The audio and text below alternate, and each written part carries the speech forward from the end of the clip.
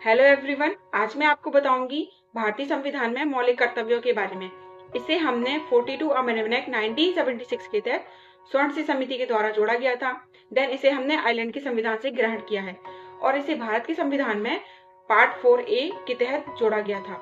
Then इसमें article 51A में 10 मौलिक कर्तव्यों को जोड़ा गया था। बाद में इसमें संशोधन हुआ था और इसमें 11वां मौलिक कर्तव्य जोड़ा गया था।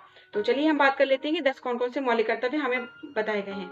फर्स्ट जो मौलिक कर्तव्य आता है उसमें ये बताया गया है कि भारत के नागरिकों को राष्ट्रध्वज, राष्ट्रगान इन सभी का आदर करना चाहिए। देन सेकंड नंबर पर आता है कि जितने भी आंदोलनकारी थे, राष्ट्रीय आंदोलनकारी थे, भगत सिंह, राजगुरु, सुखदेव, इन सभी के आदर्शों का पालन करना चाहिए। देन नेक्स्ट थर्ड नंबर पर आता है कि भारत की एकता, संप्रभुता, अखंडता इन सभी की हमें रक्षा करना। फोर्थ नंबर पर आता है कि भारत के नागरिकों को ये कर्तव्य होता है कि वो देश की रक्षा करें और राष्ट्र की सेवा करें।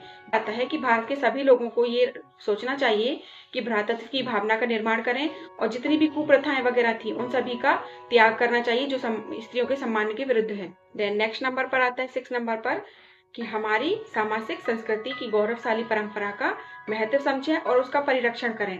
देन नेक्स्ट और 7 नंबर पर आता है कि प्राकृतिक पर्यावरण की रक्षा करना चाहिए और प्राणी मात्र के प्रति दया भाव रखना चाहिए। देन नेक्स्ट और 8 नंबर पर आता है कि वैज्ञानिक दृष्टिकोण से मानववाद की भावना का विकास करना।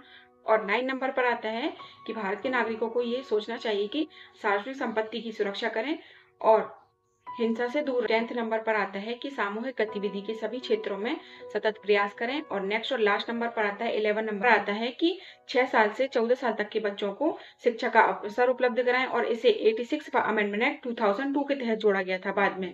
अब मैं आप इसे